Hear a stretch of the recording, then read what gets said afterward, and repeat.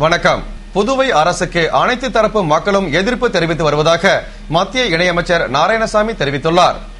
இது தொடர்பாக மத்திய இணையமைச்சர் நாராயணசாமி செய்தியாளர்களுக்கு அளித்த பேட்டியில், இலங்கை அரசுக்கு எதிராக அமெரிக்கா கொண்டு வரும் தீர்மானத்திற்கு விவாதம் வரும்போது நிலைமைக்கு ஏற்ப மத்திய அரசு முடிவு எடுக்கும். ஆனால் இலங்கை பிரச்சினைக்கு மத்திய அரசு எவ்வித ஆதரவும் தரவில்லை என்று குறை கூறுகின்றனர் என்றார். மேலும் புதுவையில் என்ஆர் காங்கிரஸ் மாநாட்டில் முதல்வர் ரங்கசாமி ஏஎஃப்டி மில்லை திறந்து சிறப்பாக நடத்தி வருவதாக கூறிவிட்டு அடுத்த சில நாட்களிலேயே மில்லை மூடிவிட்டு சம்பளம் கேட்டு போராடி வரும் தொழிலாளர்களுக்கு சம்பளம் வழங்காமல் மில்லுக்கு சொந்தமான இடத்தை விற்க முயற்சித்து வருவதாக தகவல் வெளியாகியுள்ளது மிகவும் கண்டிக்கத்தக்கது என்று கூறினார். மேலும் நிதியை முறையாக செலவிடாமல் மத்திய அரசை குறை கூறி வரும் அரசு தமிழகத்தில் விவசாயிகளுக்கு நிவாரணம் அறிவிக்கப்பட்டும் காரைக்காலில் முன்னாள் காங்கிரஸ் அமைச்சர் கமலக்கண்ணன் தலைமையில் சட்டமன்ற உறுப்பினர் திருமுருகன் முன்னிலையில் விவசாயிகள் போராட்டம் நடத்தி வரும் நிலையிலும் விவசாயிகளுக்கு நிவாரணம் அறிவிக்கவில்லை என்று குற்றம் சாட்டினார். தொடர்ந்து சென்டாக் மாணவர்களுக்கு அறிவித்தபடி கல்வித்தொகை வழங்காததால் மாணவர்கள் மன உளைச்சலுக்கு ஆளாகி பாதிக்கப்பட்டுள்ளனர். உதவித்தொகையை முழுவதுமாக செலுத்தப்படும் என்று அறிவித்த அரசு கல்லூரி நிர்வாகத்திடம் முழு தொகையை செலுத்தி விடுவதாக உறுதியாவது அளித்திருந்தால் கல்லூரி நிர்வாகம் மாணவர்களிடம் கட்டணத்தை கேட்காது என்றார். எனவே முதல்வர் சென்டாக் கட்டணத்தை உடனடியாக செலுத்த நடவடிக்கை எடுக்க வேண்டும் என்று வலியுறுத்தினார். தொடர்ந்து ஆளும் அரசு விவசாயிகள், மாணவர்கள், தொழிலாளர்கள் என அனைத்து தரப்பு மக்களுடைய எதிர்ப்பை பெற்று வருவதாக கூறினார். மேலும் ரயில்வே பட்ஜெட்டில் கன்னியாகுமரி எக்ஸ்பிரஸ் உள்ளிட்ட சேவையை அளித்து புதுவைக்கு முக்கியத்துவம் அளித்த ரயில்வே அமைச்சருக்கும் மகளிருக்கான சிறப்பு வங்கி அமைக்கும் திட்டம் உள்ளிட்ட பல சிறப்பு அம்சங்கள் கொண்ட பட்ஜெட்டை தாக்கல் செய்த மத்திய நிதி அமைச்சருக்கும் நன்றியையும் பாராட்டுதலையும் தெரிவித்தார். முதல்வர் ரங்கசாமி காங்கிரசுக்கு திரும்பி வர மாநிலங்களவை உறுப்பினர் கண்ணன் 3 மாத கெடு கொடுத்துள்ளார். புதுவை காங்கிரஸ் கட்சி தலைமை அலுவலகத்தில் நடந்த கூட்டத்தில் மாநிலங்களவை உறுப்பினர் கண்ணன் பேசுகையில், காங்கிரஸ் கட்சியில் தொண்டர்களுக்கு மதிப்பு அளிக்காவிட்டால் வெற்றி பெற முடியாது. மேலும் தலைவி சோனியா காந்தி, ராகுல் காந்தி முடிவு செய்துள்ளபடி கட்சியின் கட்டமைப்பை வலுப்படுத்த வேண்டும். மேலும் ஜாதியை வைத்து புதுவையில் கட்சியை நடத்திவிடலாம், வெற்றி பெற்று விடலாம் என்று நினைக்கின்றனர் சிலர். ஆனால் ஜாதியை முன்னிறுத்தி அரசியல் செய்யும் கட்சிகள் நிலையாக இருக்காது. காங்கிரசில் ஜாதி கிடையாது என்று தெரிவித்த அவர் தொடர்ந்து இம்மாதத்திற்குள் என்ஆர் காங்கிரஸ் ஆட்சி தானாகவே கவிழ்ந்துவிடும். மேலும் ஆளும் கட்சியை சேர்ந்த 10 சட்டமன்ற உறுப்பினர்கள் இப்போதே காங்கிரசுக்கு வர தயாராக உள்ளனர். அதற்குள் ரங்கசாமி திரும்பி காங்கிரசுக்கு வர வேண்டும். நான் இதை அவருக்கு கெடுவாக கூறுகிறேன் என்று பேசினார். புதுவை ரயிலில் வெடிகுண்டு வைத்த வழக்கில் தீவிரவாத சதி இல்லை என்று ஐஜி ரன்வீர் சிங் கிருஷ்ணியா தெரிவித்துள்ளார். புதுவையில் கடந்த ஜனவரி மாதம் 9ஆம் தேதி மும்பையிலிருந்து வந்த தாதர் எக்ஸ்பிரஸ் ரயிலில் சூட்கேஸ் வெடிகுண்டு கிடந்தது. இதனை கைப்பற்றி விசாரணை நடத்திய போலீசார் வழக்கு தொடர்பாக திருச்சியை சேர்ந்த சங்கர் என்ற ஷாருக்கானையும் அவருடன் தொடர்புடைய அவருடைய சித்தப்பா ஜோதிடர் சிவகுமாரையும் கைது செய்து குற்றவாளியிடமிருந்த டெட்டனேட்டர், வெடிமருந்து தோட்டா, சிம் கார்டு, செல்போன்கள் முதலியவற்றை கைப்பற்றினர். இதனையடுத்து ஐஜி ரன்வீர் சிங் கிருஷ்ணியா செய்தியாளர்களுக்கு அளித்த பேட்டியில், ரயிலில் கண்டெடுக்கப்பட்ட சூட்கேஸில் இருந்தது வெடிக்கக்கூடிய மூலப்பொருட்கள் தான். ஆனால் வெடிக்க வைக்க வேண்டிய எண்ணம் குற்றவாளிகளுக்கு இல்லை. குற்றவாளிக்கும் அவருடைய சித்தப்பா சிவகுமாருக்கும் தனிப்பட்ட முறையில் முன் விரோதம் இருந்தது. அவரது பில்லி சூனியத்தால்தான் தந்தை இறந்ததாகவும் தாயின் உடல்நிலை சரியில்லாமல் போனதாகவும் நினைத்து சங்கர் அவரை பழி வாங்குவதற்காக ரயிலில் வெடிகுண்டு வைத்ததாகவும், எனவே இதற்கான வெடிப்பொருளுடன் இணைக்கப்பட்ட செல்போனில் சித்தப்பா சிவகுமாரின் பெயர், எண் ஆகியவற்றை பதிவு செய்து வைத்துள்ளான். ஆகையால் இதில் தீவிரவாத சதியில்லை என்பது தெரிகிறது. மேலும் வெடிப்பொருட்கள் அனைத்தும் திருவண்ணாமலையில் கல்குவாரியில் இருந்து வாங்கியுள்ளனர். இதனை யாரிடமிருந்து வாங்கினார்கள், அவர்கள் லைசன்ஸ் பெற்றவர்களா என்பது குறித்து தொடர்ந்து விசாரணை நடந்து வருகிறது. மற்றும் கைப்பற்றப்பட்ட வெடிப்பொருள் ஐதராபாத் ஆய்வகத்திற்கு அனுப்பி வைக்கப்பட்டுள்ளது. ஆய்வின் முடிவு இன்னும் வரவில்லை. மேலும் கைப்பற்றப்பட்ட செல்போன்கள், சிம் கார்டு எண்கள் விவரங்கள் ஆராயப்பட்டு வருகிறது என்று கூறினார். பேட்டியின் போது குற்றம் மற்றும் புலனாய்வு SSP Sanjeev, CBCID SP Ravindran மற்றும் அதிகாரிகள் உடனிருந்தனர். புதுவை திராவிடர் முன்னேற்ற கழகம் தொழிலாளர் முன்னேற்ற சங்கம் சார்பில் பொருளாளர் ஸ்டாலின் பிறந்த நாளை முன்னிட்டு மாநில அமைப்பாளர் எம்.எஸ். சுப்பிரமணியன் பொதுமக்களுக்கு இனிப்புகள் வழங்கினார். புதுவை திராவிட முன்னேற்ற கழகம் சார்பில் கழக பொருளாளர் ஸ்டாலின் மணிவிழா பிறந்தநாள் தொடர் நலத்திட்ட உதவிகள் வழங்கி கொண்டாடப்பட்டு வருகிறது. அதன்படி தொழிலாளர் முன்னேற்ற சங்கம் சார்பில் சுதேசி மில் வாயிலில் மாநில அமைப்பாளர் எம்.எஸ். சுப்பிரமணியன் தலைமையில் தொழிலாளர் முன்னேற்ற பேரவை செயலாளர் பிராங்க்லின் பிரான்சுவா, தலைவர் அண்ணா அடைக்கலம், துணைத் தலைவர் சாயா ரோகனம் மற்றும் நிர்வாகிகள் முன்னிலையில் ஸ்டாலின் பிறந்தநாள் விழா கொண்டாடப்பட்டது. விழாவில் பொதுமக்களுக்கு இனிப்புகள் வழங்கப்பட்டன. விழாவில் முன்னாள் முதலமைச்சர் ஜானகிராமன், துணைத் தலைவர் சீதா வேதநாயகம், துணை அமைப்பாளர் SP சிவகுமார், பொருளாளர் அனிபால் கென்னடி, தலைமை செயற்குழு உறுப்பினர் சோமசுந்தரம், தொகுதி செயலாளர் ஏம்பலம் செல்வம், வேலன், வழக்கறிஞர் லோக கணேசன், மாணவரணி துணை அமைப்பாளர் சந்தோஷ்குமார் மற்றும் பல்வேறு அணி நிர்வாகிகள் கலந்து கொண்டனர்.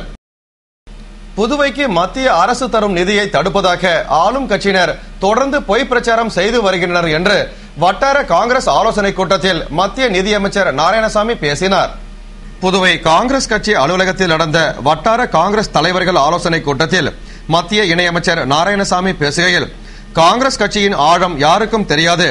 ஜெய்ப்பூரில் நடந்த விழாவில் காங்கிரஸ் கட்சி நிர்வாகிகளுக்கு புதிய விதிமுறைகள் கொண்டு வரப்பட்டுள்ளது.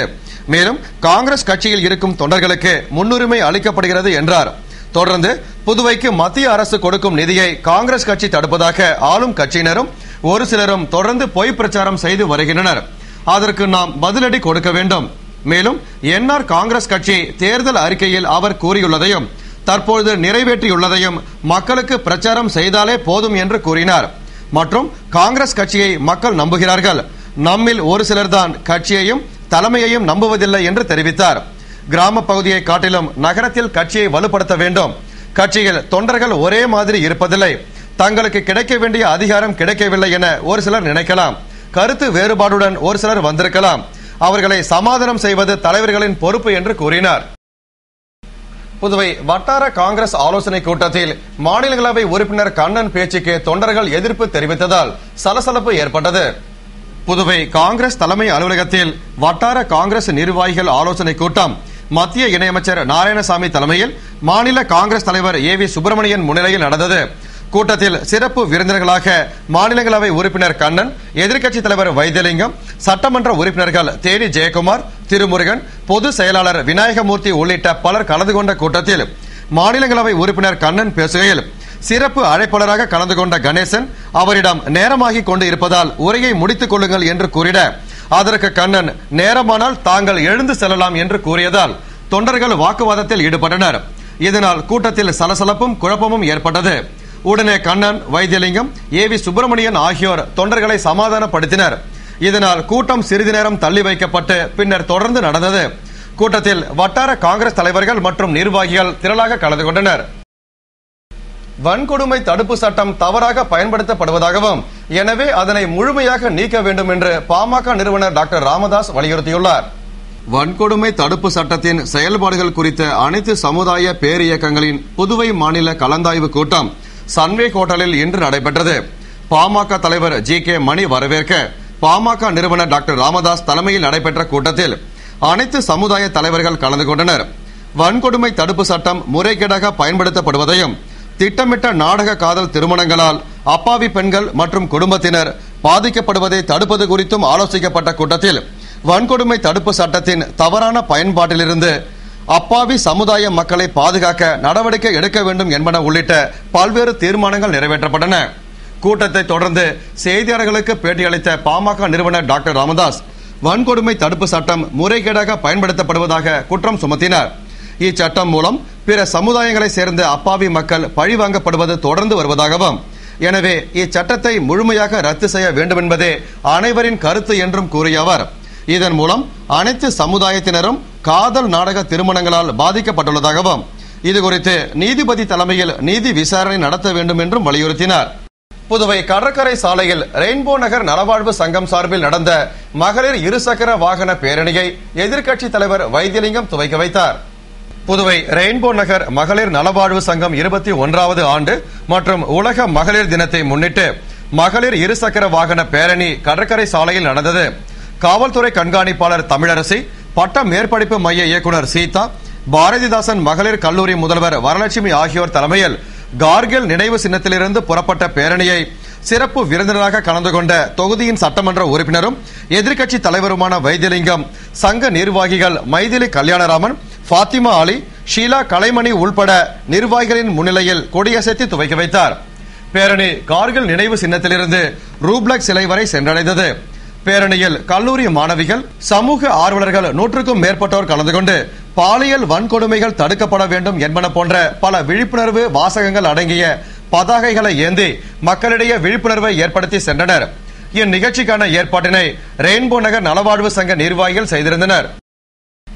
அன்றாட வாழ்க்கையில் குழந்தை மருத்துவத்தில் உள்ள பிரச்சனைகள் குறித்த மருத்துவ கருத்தரங்கு ஸ்ரீ லட்சுமி நாராயணா மருத்துவக் கல்லூரியில் நடந்தது. ஸ்ரீ லட்சுமி நாராயணா மருத்துவக் கல்லூரியின் குழந்தைகள் மருத்துவத்துறை மற்றும் இந்திய குழந்தைகள் மருத்துவக் கழகம் சார்பில் குழந்தை மருத்துவம் குறித்த ஒருநாள் கருத்தரங்கு நடைபெற்றது. குழந்தை மருத்துவ சிறப்பு மருத்துவர்கள் லக்னோவை சேர்ந்த டாக்டர் யாச்சா, பெங்களூருவை சேர்ந்த டாக்டர் ஜெகதீஷ் சின்னப்பா, மும்பையை சேர்ந்த டாக்டர் சமீர் தல்வாய் ஆகியோர் சிறப்பு அழைப்பாளர்களாக கலந்து கொண்டு அன்றாட வாழ்வில் குழந்தை மருத்துவத்தில் உள்ள பிரச்சனைகள் மற்றும் அதற்கான மருத்துவ தீர்வு முறைகள் குறித்தும் விளக்கம் அளித்தனர். தமிழகம் மற்றும் புதுவையில் இருந்து சுமார் 200க்கும் மேற்பட்ட மருத்துவர்கள் கருத்தரங்கில் கலந்து கொண்டனர். புதுவை முருங்கப்பாக்கத்தில் பெண்ணிடம் முகவரி கேட்பது போன்று தங்க சங்கிலியை பறித்து சென்ற வாலிபரை போலீசார் வலைவீசி தேடி வருகின்றனர். புதுவை முருங்கப்பாக்கம் அங்காளம்மன் நகரில் மஞ்சுளா என்ற பெண் வழக்கம் போன்று காலையில் தமது வீட்டு வாசலில் கோலமிட்டு கொண்டிருந்த பொழுது 2 சக்கர வாகனத்தில் வந்த 2 வாலிபர்கள் அந்த பெண்ணிடம் முகவரி ஒன்றை காட்டி அது எங்கு இருக்கிறது என்று கேட்டுள்ளனர். அதற்கு பதிலளித்துவிட்டு அந்த பெண் வீட்டில் செல்ல திரும்பிய போது அந்த பெண் அணிந்திருந்த 8 சவரன் தங்க தாலி சரடை பறித்து கொண்டு சென்று விட்டனர். இதனால் கழுத்து பகுதியில் காயம் ஏற்பட்டு பாதிப்படைந்த பெண்மணி முதலியார்பேட்டை காவல் நிலையத்தில் புகார் அளித்தார். அதன் அடிப்படையில் முதலியார்பேட்டை போலீசார் தங்கச் சங்கிலியை பறித்து சென்ற மர்ம நபர்களை வலைவீசி தேடி வருகின்றனர். திராவிடர் விடுதலை கழகம் சார்பில் மரண தண்டனை அரசியல் விளக்க பொதுக்கூட்டம் வில்லியனூரில் நடைபெற்றது. திராவிடர் விடுதலை கழக இளைஞரணி சார்பில் மரண தண்டனை அரசியல் விளக்க பொதுக்கூட்டம் வில்லியனூர் தென்கோபுர வீதியில் நடைபெற்றது. இளைஞரணி துணைத் தலைவர் தேவதாசு வரவேற்க தலைவர் அன்பொழிலன் தலைமையில் நடைபெற்ற பொதுக்கூட்டத்திற்கு அமைப்பாளர் வேலன், துணை செயலர் சங்கர் ஆகியோர் முன்னிலை வகித்தனர். திராவிடர் விடுதலை கழக தலைவர் கொளத்தூர் மணி, தமிழக வாழ்வுரிமை கட்சி நிறுவனர் வேல்முருகன் ஆகியோர் சிறப்பு விருந்தினர்களாக கலந்து கொண்டு மனித உரிமைகளுக்கு எதிரான மரண தண்டனை குறித்தும் அதனை முழுமையாக நிறைவேற்ற வேண்டியதன் அவசியம் குறித்தும் உரையாற்றினர். மாநில திராவிடர் விடுதலை கழக தலைவர் லோகு ஐயப்பன் மற்றும் பல்வேறு அமைப்புகளை சேர்ந்த பிரதிநிதிகள் கலந்து கொண்டனர். இத்துடன் செய்திகள் நிறைவடைந்தன. வணக்கம்.